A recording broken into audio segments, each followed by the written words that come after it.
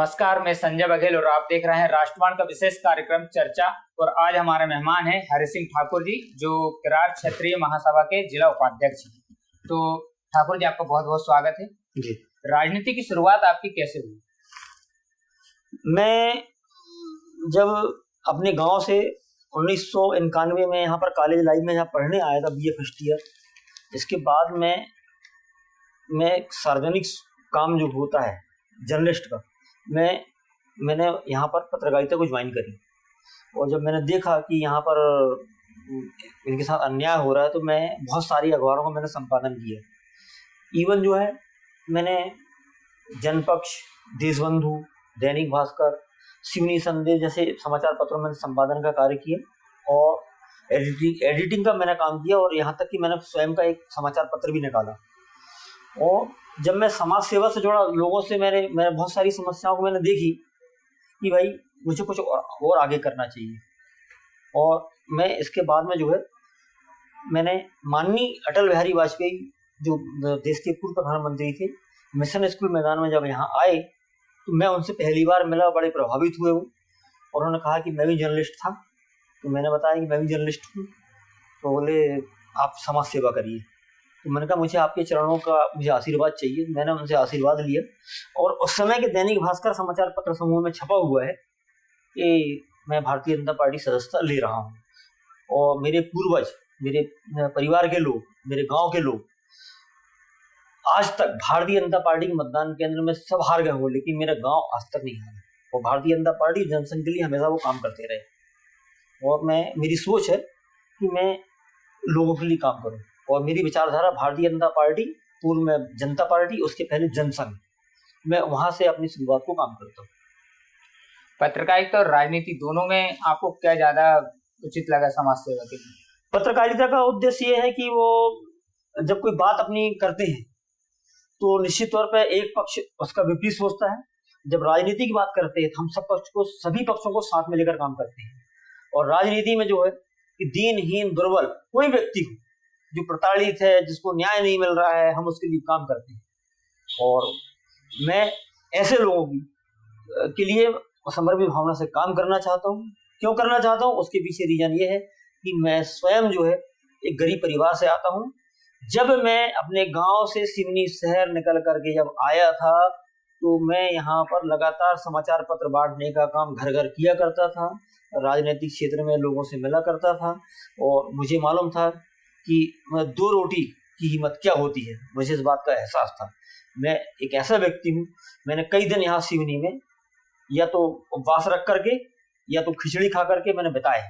और मुझे मालूम है कि गरीब आदमी की सबसे बड़ी समस्या क्या हो सकती है। और मैं उनके संघर्ष के लिए हमेशा मैं उनके साथ जुड़ा रहा। निश्चित तौर पे मुझे उनके लिए काम करना चाहिए, उनको न्याय मिलना चाहिए, जो लोग दर दर भटकते हैं। कि मुझे पत्रकारिता संभव नहीं था, इसलिए मुझे राजनीति ज्वाइन करना पड़ा।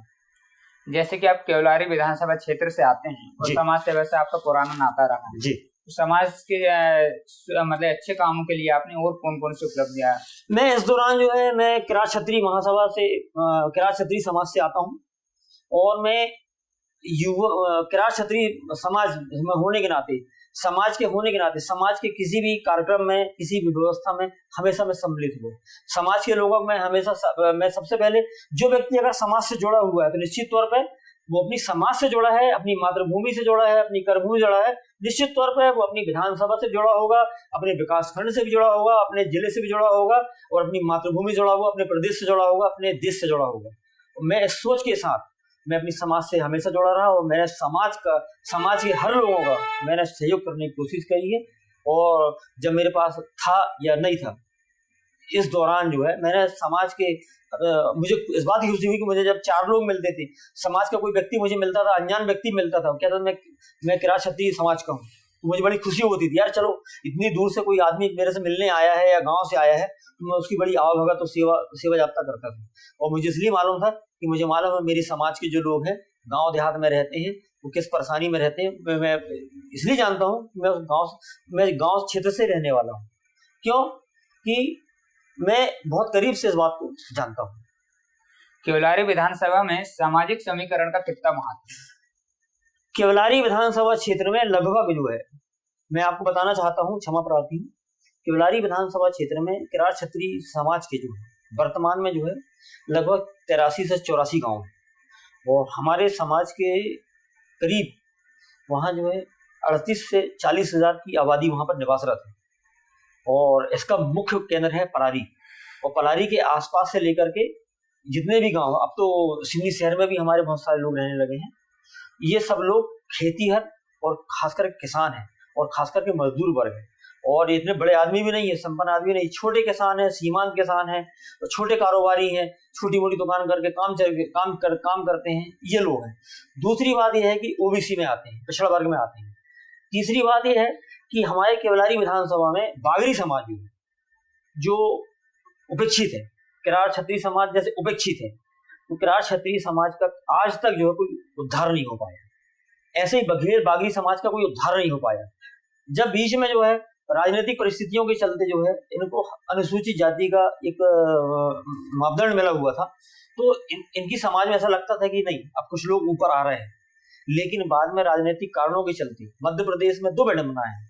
एक विडंबना ये है कि बागरी समाज में एक सामान्य में आते हैं, सिवनी जिले में, आपके रीवा सतना में अनुसूचित जाति में आते हैं। ऐसे ही महाराष्ट्र में जो है किरार क्षत्रिय समाज, किरात जो लिखते हैं वो अनुसूचित जनजाति में आते हैं, मतलब एसटी में। और सिवनी जिले या मध्य प्रदेश में जो है वो अनुसूचित पिछड़ा वर्ग में आते हैं। तो उनको जो लाभ मिलता है, तो हमारे जो रिश्तेदार हमारे नागपुर में रहते हैं, महाराष्ट्र में रहते हैं, वो बताते रहते हैं कि भैया हम किरात लिखते हैं, आपके समाज के हैं, रिश्ता नाता आप सब आपके साथ में। तो ये है। तो आज बघेल समाज के साथ जो अन्याय हो रहा है, किरात क्षत्रिय समाज के साथ जो अन्याय हो रहा है, और दुख इस बात का है कि माननीय प्रदेश के जो मुखिया हमारे शिवराज सिंह चौहान, वो किरात क्षत्रिय समाज के हैं और उनको लगातार 17 से 18 साल होगा प्रदेश के मुख्यमंत्री रहते हुए। और मजे की बात यह है कि उनकी श्रीमती जो धर्मपत्नी हमारी आदरणीय दीदी जी, वो किरात क्षत्रिय महासभा की राष्ट्रीय अध्यक्ष है और मैं वर्तमान में किरात क्षत्रिय महासभा का जिले का उपाध्यक्ष हूँ। और मैंने जो है कोरोना काल में जो हुआ, पहला कोरोना काल और दूसरा कोरोना काल, तो मैंने समाज की तरफ से धन संग्रह करके मुख्यमंत्री सहायता कोष और सिवनी जिला में रेड क्रॉस सोसाइटी को मैंने देने का काम किया। हमारे समाज के लोगों ने काम किया, हमारे समाज के लोगों के साथ मिलकर के प्रेरणा देकर के हमने समाज का भवन का निर्माण करवाया। समाज का भवन के निर्माण कराने के बाद में हमने रेमडेसिविर इंजेक्शन की व्यवस्था, हेवीफ्लू टैबलेट की व्यवस्थाएं, आपके ऑक्सीजन सिलेंडर्स, बेड, पलंग, और यहाँ तक कि समाज की तरफ से मास्क। और पहले कोरोना काल में जो लोग नागपुर, महाराष्ट्र, साउथ से यहाँ हमारे घनसौर जिले के जो लोग हैं, जो पैदल यात्री चले आते थे, हमने उनके भोजन की व्यवस्था तक करी। और हमने मानवीय संवेदना को ध्यान रखते हुए हमने राष्ट्रीय अध्यक्ष श्रीमती साधना सिंह चौहान जी के निर्देशों का पालन किया और हमने उनके निर्देश पे हमने उनको कभी भूखा नहीं जाने दिया।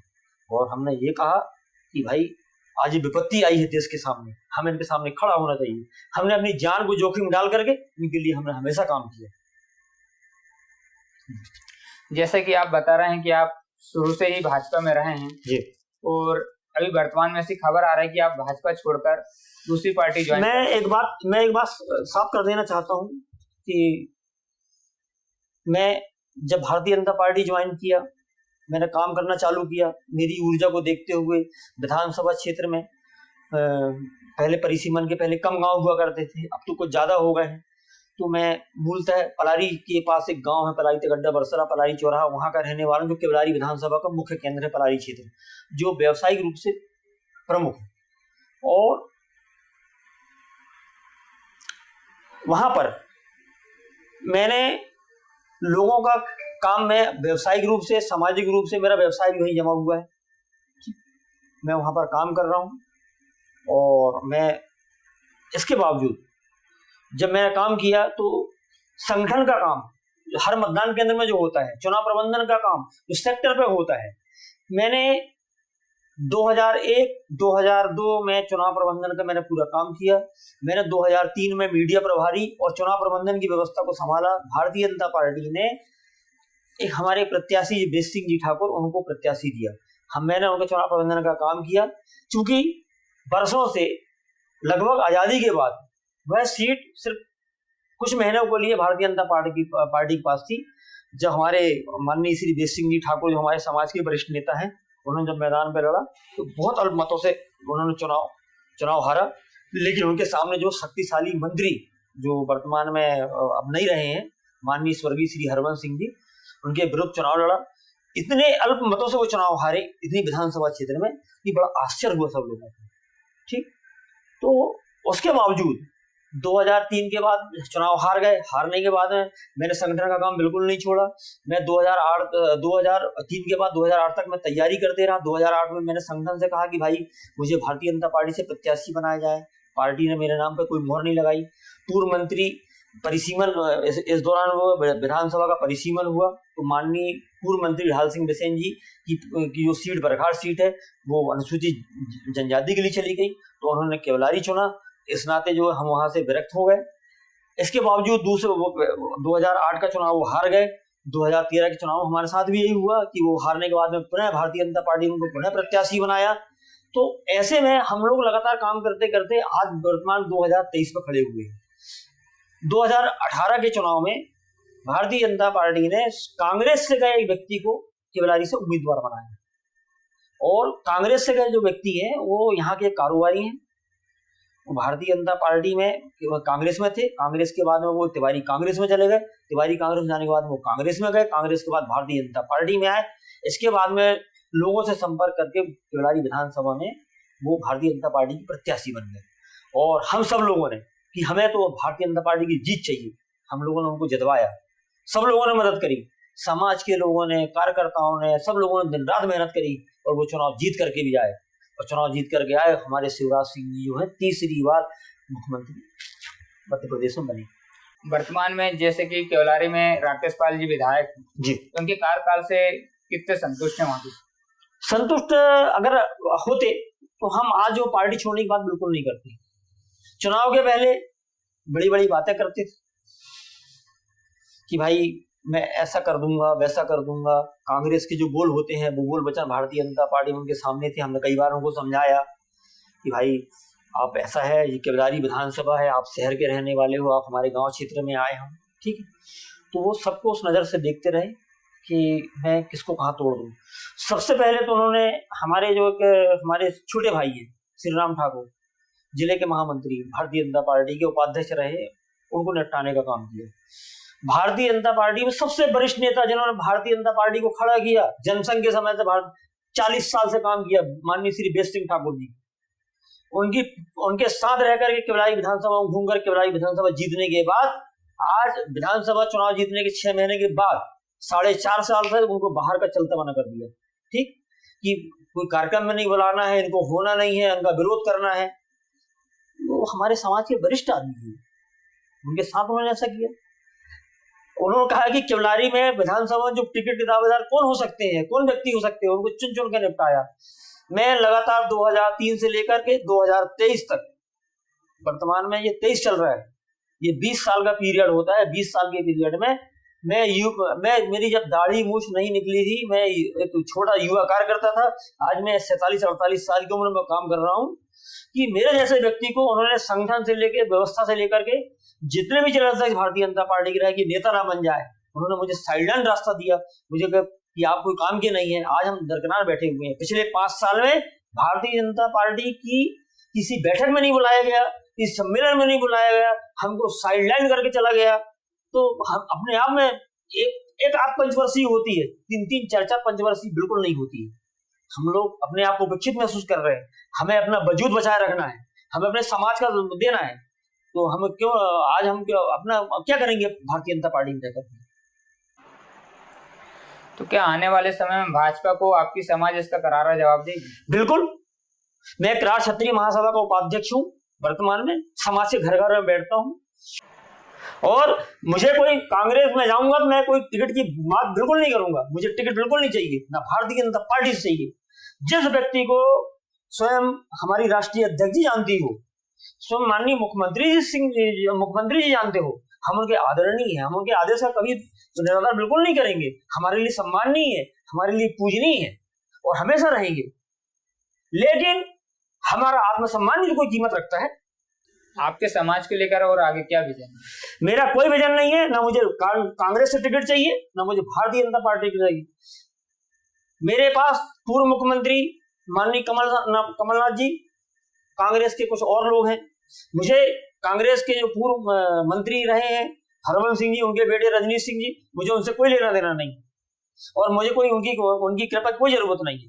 मैं कोई उनके कहने में कोई ज्वाइन नहीं कर रहा हूँ, मुझे उनसे कोई लेना देना नहीं है।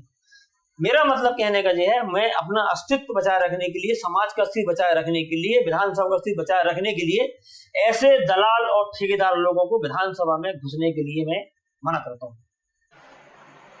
और सिवनी जिले तो क्या पूरे मध्य प्रदेश के अंदर कोई एक अधिकारी खड़ा होकर कह दे, कोई कर्मचारी कह दे खड़ा होकर के, कोई डिपार्टमेंट का आदमी कह दे कि मैंने किसी घर जाकर के भारतीय जनता पार्टी कार्यकर्ता होने के नाते मैंने किसी से कोई चंदा लिया हो या धंधा किया हो तो बताए।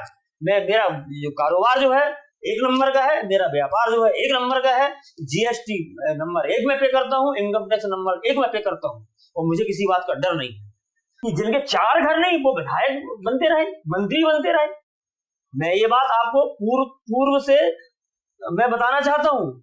सुश्री विमला वर्मा जी थी, उनके कायस्थ समाज के कोई वोट बता दें कि 100 से ऊपर विधानसभा के अंदर हो। उन्होंने लंबे समय तक केदारी विधानसभा में हुकूमत करी, लेकिन मंत्री भी रही, लेकिन हम उनके शुक्रगुजार हैं। उस महिला ने, वो देवी के रूप है, देवी तुल्य है, हमारी पूजनीय है। उसने गरीब के लिए, समाज के किसानों के लिए, क्षेत्र के लिए हमेशा लड़ाई लड़ी। उन्होंने जिला अस्पताल बना करके सबको स्वास्थ्य की सुविधाएं दी, भीमगढ़ बांध बना करके लोगों को समृद्ध बनाया। आज हमको समझ में आता है कि वो हमारी आदरणीय रही, भले वो कांग्रेस पार्टी की। माननीय हरवंश सिंह जी भले कांग्रेस के नेता रहे हों, उनकी सोच बड़ी थी, ठीक, पर बदले की भावना से उन्होंने कभी राजनीति नहीं करी। लेकिन वर्तमान जो विधायक है बदले की भावना से राजनीति करता है। तो बदले की भावना से राजनीति करने वाले व्यक्ति को हमारी विधानसभा में किसी प्रकार का कोई भी कार्यकर्ता उनको बिल्कुल बर्दाश्त नहीं करेगा। जी हमारा आपसे वचन है। और वो पूरी विधानसभा में एक बात को कहते आ रहे हैं कि हमें तो मुख्यमंत्री जी ने बोल दिया है कि आपकी टिकट तो तय, चाहे मोदी हो चाहे अमित शाह हो, हमें आपको कोई, आपका कभी कोई नाम नहीं कटेगा, आप तो तैयारी करेंगे। अगला जो है नापने को बैठा हुआ है पूरी विधानसभा में है? हम क्या, शिवराज सिंह जी चौहान जी हमारे समाज के नेता हैं, हम उनके सामने क्या बोले? कल को हम नहीं चाहते कि हम पार्टी से गद्दारी करें। इससे अच्छा यह है कि हम पार्टी को छोड़ देते हैं, और जब पार्टी को छोड़ देंगे तो हमें काम करने में बड़ा आनंद मिलेगा। हम कहते हैं सरकार किसी की बने, दुख तो है हमको, हम तो अपनी विधानसभा और अपने वजूद की बात कर रहे हैं और हमेशा करते रहेंगे। जी, तो आप देख रहे थे हरि सिंह जी को, जिन्होंने अपनी बड़ी बेबाकी से जवाब। मैं क्षमा प्रार्थी हूँ अगर मेरे शब्दों से किसी को आघात पहुंचा हो, तो मैं मध्य प्रदेश और देश की जनता से माफी मांगता हूँ। तो फिर मिलेंगे वीडियो के साथ। नमस्कार।